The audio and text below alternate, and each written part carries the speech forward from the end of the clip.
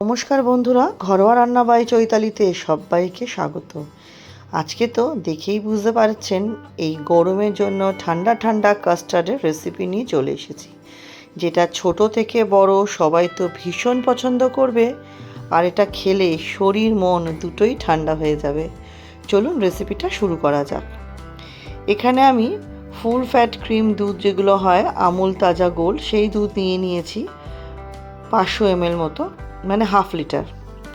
সেই দুধটা প্রথমে কড়াইতে দিয়ে একটু নেড়ে চেড়ে নেবো, একটু খুন্তি দিয়ে নাড়াচাড়া করে নিচ্ছি। দুধটা হালকা একদম মানে খুব গরম না, হালকা গরম থাকতেই আমি এখান থেকে 4 চামচ মতো দুধ একটা বাটির মধ্যে তুলে রাখবো, এটা আমার পরে কাজে লাগবে।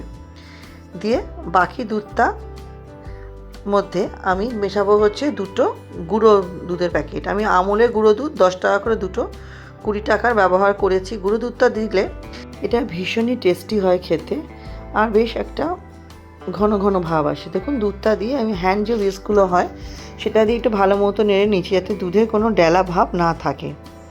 সুন্দর করে নেড়ে নিয়ে এর মধ্যে আমি 5 চামচ মতো চিনি দিলাম। একটা বাটির মধ্যে করে নিয়েছিলাম। যেরকম মিষ্টি পছন্দ করেন সেই অনুযায়ী বাড়িয়ে কমিয়ে নেবেন।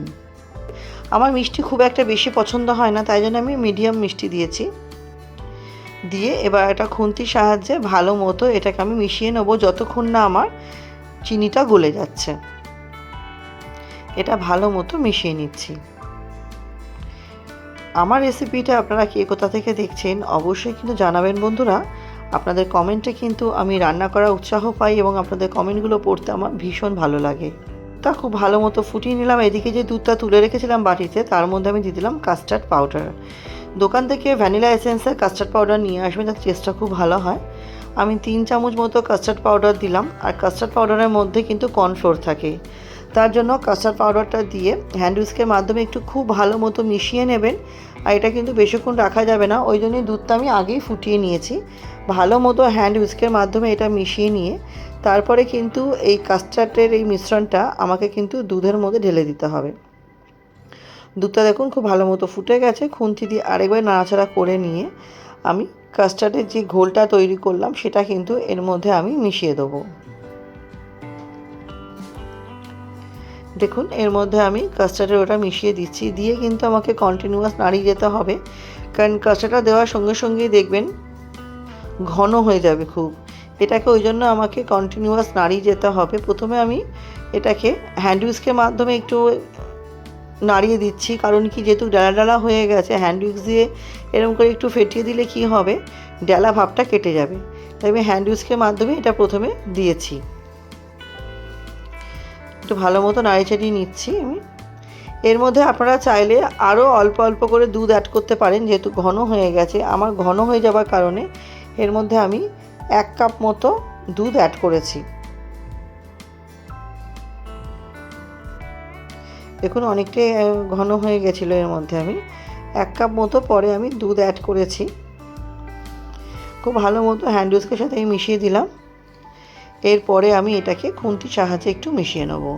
আমার চ্যানেলে যারা আজকে নতুন ভিডিওটি প্রথম দেখছেন, আমার রেসিপিগুলো যদি আপনাদের সামান্য হলেও ভালো লেগে থাকে, চ্যানেলটি সাবস্ক্রাইব করে পাশে থাকা অনুরোধ রইল। পাশে থাকা বেল আইকনটি প্রেস করে অল নোটিফিকেশানটা অন করে দেবেন, যাতে আমি চ্যানেলে যখনই নতুন নতুন রেসিপি আপডেট করব সবার আগে আপনাদের কাছে নোটিফিকেশান পৌঁছে যাবে। এবং রেসিপিটি ভালো লাগলে অবশ্যই পরিবার বন্ধুবান্ধবের সাথে শেয়ার করে পাশে থাকবেন। এবং পুরনো বন্ধুদের অনেক ধন্যবাদ এইভাবে সাপোর্ট করে যাওয়ার জন্য। দেখুন খুন্তি দিয়ে আমি এটা খুব ভালোভাবে ফুটিয়ে নিচ্ছি। দেখুন অনেকটাই থিকনেস চলে এসেছে। এটা একটু ভালো করে সময় নিয়ে ফুটিয়ে নিতে হবে। এরপরে এটাকে আমি গ্যাসের নবটা অফ করে একটু হালকা ঠান্ডা করে একটা সার্ভিং বোলের মধ্যে ঢেলে নিচ্ছি। সার্ভিং বোলের মধ্যে কড়াইটা একটু ভালো মতো কাচিয়ে নিলাম, কড়াইয়ের মধ্যে যেটুকু লেগে আছে। সার্ভিং বোলের মধ্যে ঢেলে এটাকে কিন্তু আমাকে ফ্রিজে দিয়ে চিল্ড ঠান্ডা করতে হবে।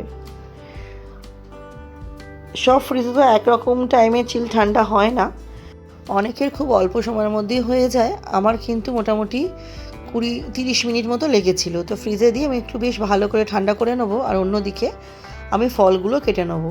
এখানে আমার ঘরে যা ফল ছিল সেইগুলি ব্যবহার করেছি: কালো আঙুর, সবুজ আঙুর, একটা আপেল আর একটা বেদানা। আপেল তো অনেক ছিল, বেদানাও আমার অনেকই ছিল, একটা একটা করে ব্যবহার করেছি। ফলগুলো কাটা ভীষণই সহজ, আপনাদের দেখিয়ে দিচ্ছি। বেদানা এই কালো আঙুরটা জাস্ট এরকম দুভাগ করতে হবে, 1/2 দুভাগ করে কেটে নিলেই হবে। দেখুন কালো আঙুরগুলো কাটা হয়ে গেছে, আর সবুজ আঙুরগুলোও তাই। যেগুলো একটু বেশি লম্বা সেগুলো আমি 3 ভাগ করব, মানে 1/3, আর যেগুলো আমার মোটামুটি মাঝারি সাইজ 2 ভাগ করবো আর কি, 1/2 করে প্রত্যেকটা আঙুর আমি কেটে নেব। এবার আমি কাটবো হচ্ছে আপেলটাও আমি সুন্দর করে কেটে নেব।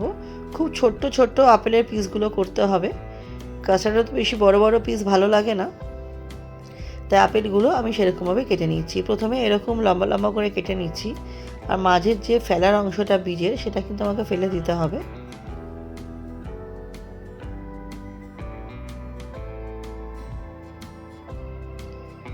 দিয়ে আপেল করে এরকম সরু সরু লম্বা লম্বা করে কেটে নিয়ে তারপরে এগুলো আমি ছোট ছোট টুকরো করে কেটে নেব।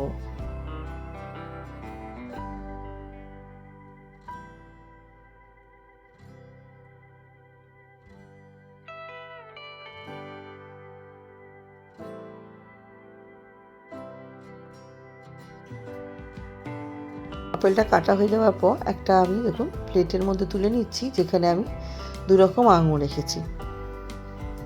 তুলে নিয়ে এবার বেদানার পালা। বেদানাটা কাটার একটা খুবই সুন্দর একটা ইউনিক প্রসেস দেখাবো, যেটা আমি ইউটিউব থেকেই শিখেছি।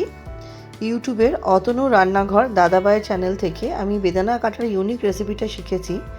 বেদানা ফলটা আমার খেতে ভালো লাগে, কিন্তু কাটতে ভীষণ বিরক্ত লাগতো, তাই এই প্রসেসটা আমার খুবই উপকার হয়েছে। দেখুন এরকম দুভাগ করে নিই, গোল করে দুভাগ করে নিই, একটু মাঝখান দিয়ে আমাকে একটু এগুলো দেখুন এরকমভাবে প্রেস করতে হবে, প্রেস করে কিন্তু বীজগুলো একটু ঢিলা করতে হবে। তারপর ছুরির যে পেছনের পোর্শনটা, মানে যে পোর্শনটা ধার আছে সেটা না, অপোজিট পোর্শনটা দিয়ে এরকম বাড়ি মারলে কিন্তু দেখুন বেদানাগুলো সুন্দরভাবে কিন্তু আমার বেরিয়ে আসছে। ভেতরের প্রত্যেকটা বেদানা কিন্তু আমার বেরিয়ে আসবে। এই প্রসেসটা এতটাই সুবিধা হয়েছে শেখাতে, এই প্রসেসটা করাতে আমার অনেক তাড়াতাড়িও কিন্তু বেদানাটা ছাড়ানো হয়ে গেছিলো।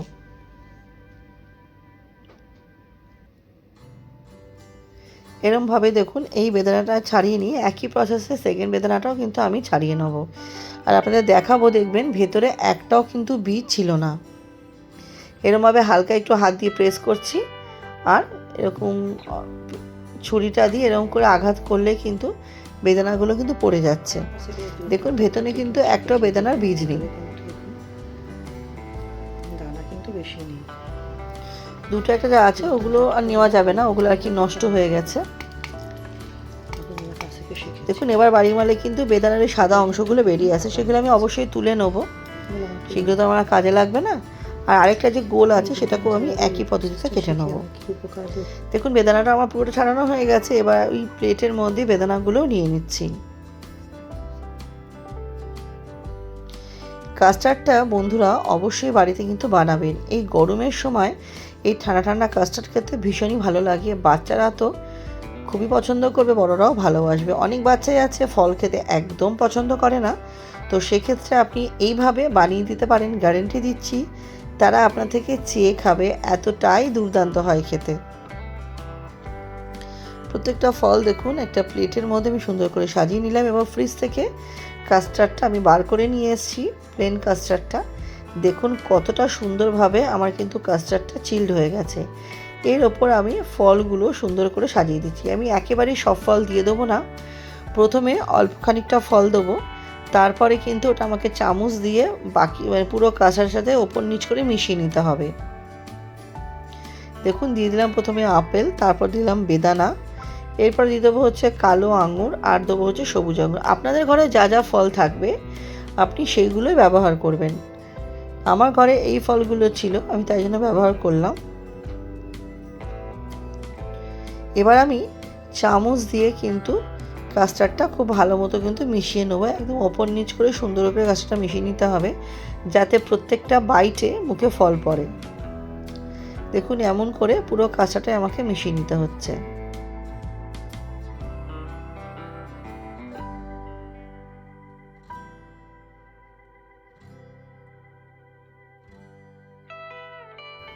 আমি আপনাদের দেখিয়ে দিলাম কাস্টার্ডটা এরমভাবে মেশালেই কিন্তু দারুণ লাগবে খেতে।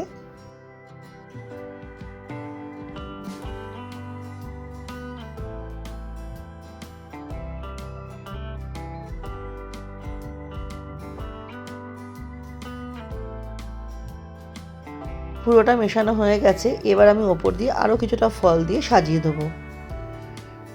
আপেল, বেদানা, কালো আঙ্গুর, সবুজ আঙ্গুর, যা যা ফল আমি ইউজ করেছি সব ফল দিয়ে আমি সুন্দর করে সাজিয়ে নিলেই কিন্তু এটা আমার রেডি হয়ে যাবে ঠান্ডা ঠান্ডা পরিবেশন করার জন্য। যদি মনে হয় ঠান্ডাটা কম হয়ে গেছে ফ্রিজে আরও কিছুক্ষণ রেখে আপনারা কিন্তু খাবেন। ঠান্ডা খেতে এটা অসাধারণ লাগে, তাই অনুরোধ করবো ঠান্ডা করেই খাবেন। কিন্তু এটা বাটির মধ্যে আমি নামিয়ে নিয়েছি খাওয়ার জন্য। আর কতটা দেখতে ইয়ামি হয়েছে, এটা খেতেও কিন্তু অসাধারণ হয়েছিল। তাহলে বন্ধুরা, কাস্টার্ডটা আমার কেমন লাগলো অবশ্যই কিন্তু জানাবেন। আপনাদের কমেন্টের অপেক্ষায় থাকবো। আর আমার সাথে ভিডিওটি শেষ অবধি দেখার জন্য সকলকে অসংখ্য ধন্যবাদ। সবাই খুব ভালো থাকবেন, সুস্থ থাকবেন, সাবধানে থাকবেন।